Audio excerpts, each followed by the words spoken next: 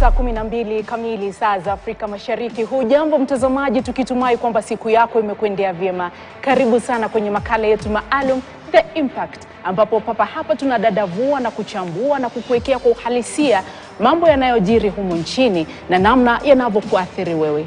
Leo tunaangazia maandamano ambayo yamekuwa yakishuhudiwa humu nchini. Wakenya wakihesabu dakika kabla ya mrengo wa Azimio kuandaa maandamano mengine siku ya Jumatano. Maandamano haya yanapoendelea, kuna mengi ambayo yamejitokeza. Upande mmoja, hasara ambayo imeshuhudiwa kutokana na uharibifu wa mali na vile vile kufungwa kwa biashara. Upande mwingine, shutuma ambazo zimeelekezwa kwa maafisa wa polisi kwa kutumia nguvu kupita kiasi.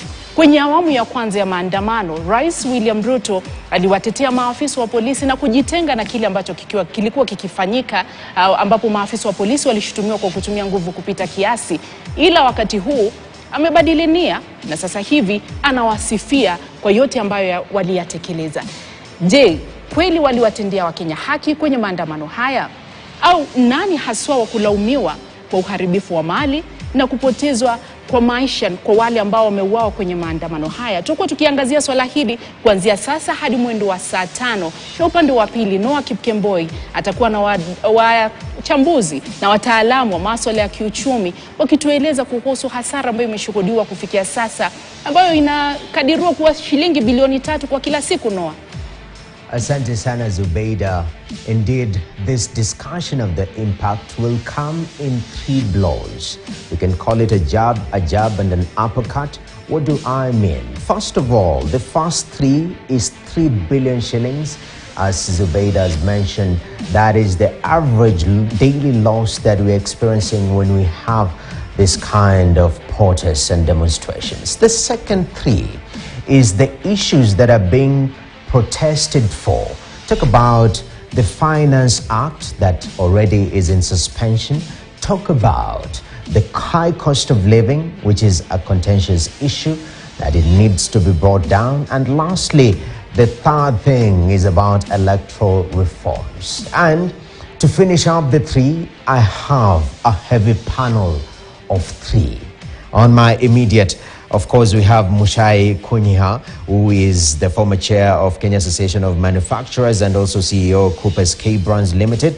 We also have Victor Gallo, representing the Kenya Private Sector Alliance. He's the deputy CEO. And on the far end, we have Dr. Francis Omondi, who's an economist and lecturer from Kenyatta University.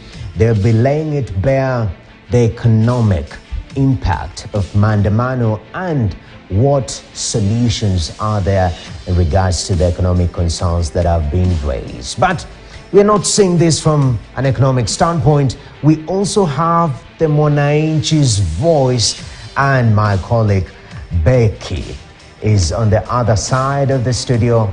Becky, what's from Mwananchi's side? Asante sana Noah. Basi fahali wawili wanapopigana nyasi ndo huumia, na msemo huu ulipata maana wakati wa maandamano ya Azimio. Na hivi leo kwenye jopo la Mwananchi tutakuwa tukiangazia maandamano haya yanalenga kumsitiri mwananchi, lakini ukiangalia anapoendelea kumsitiri mwananchi kuna mambo ambayo yamejitokeza ambayo yameibua dukuduku. My name is Rebecca Miruri Mulure and I'll be moderating the Mwananchi panel. On set is Njoki Gashanja, a political and social justice activist. We have Asbon Amai, the chairman Boda Boda Riders of Embakasi East, Riders Association of Embakasi East. We have Clara Zawadi, a citizen who resides and owns a business in Kayole. We have Vincent Atito, a citizen. We also have Wanja Maina, an active citizen. Na hawa wote watakuwa wanatoa maoni yao kwenye jopo hilo la Mwananchi. Hivi sasa nakupeleka kwenye jopo lingine, kwenye studio nyingine ambapo mwenzangu Ali Manzu yuko pale. Manzu. Asante sana Becky, baada ya kukufahamisha na baadhi ya watu ambao watakaoshirikishwa hii leo upande wa Mwananchi.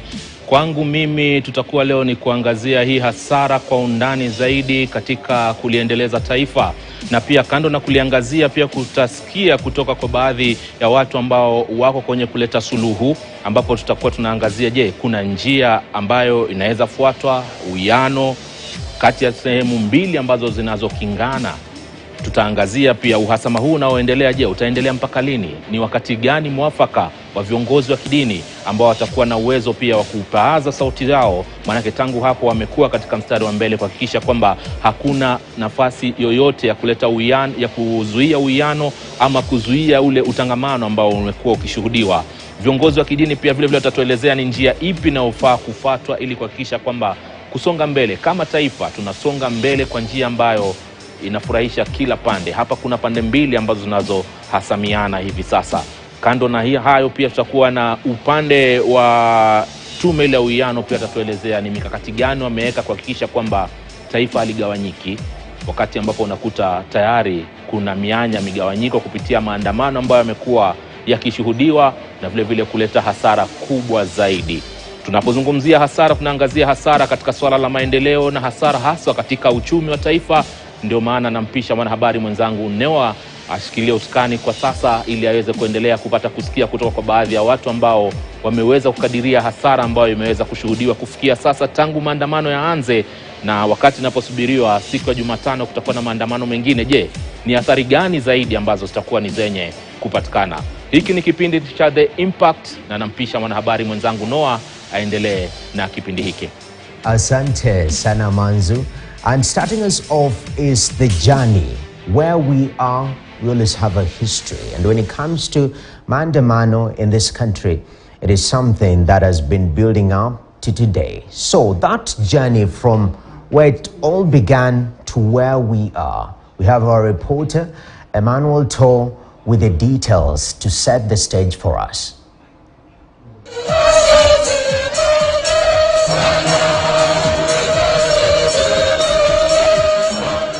It has been straight 4 months of Azimio la Umoja One Kenya action in the streets, with short breaks in between.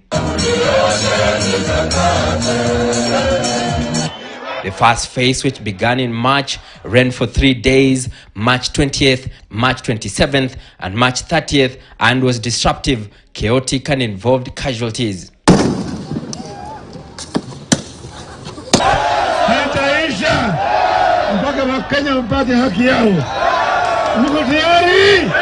We ask Kenyans to come out of their homes and bang sufurias, pots and pans to signify lack of food.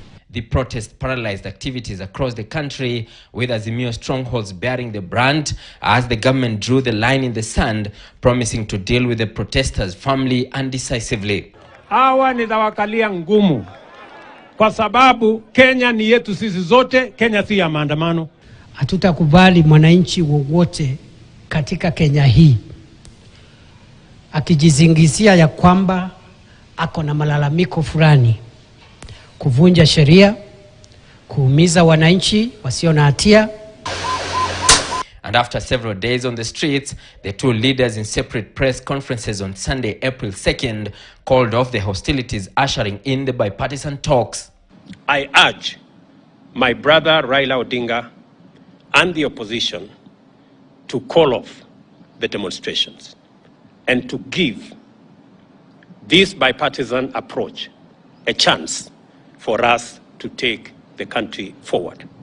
In view of the foregoing, we stand down our demonstrations for Monday, that is tomorrow, April 3rd, 2023.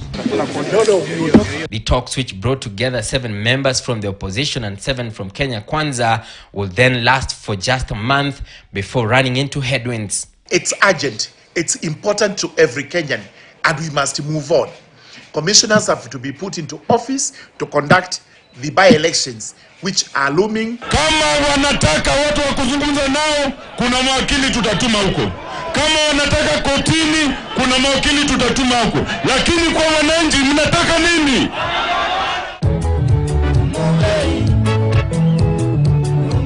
The second wave of the demos that began on May 2nd ended the next day after Kenya Kwanza heeded to the call by the Odingas camp to remove Eldas MP Aden Keynan from the committee, replacing him with Saku MP Dido Raso. The ceasefire, however, only lasted for 2 months, with the demos resuming on the historic July 7th, commonly known as Saba Saba.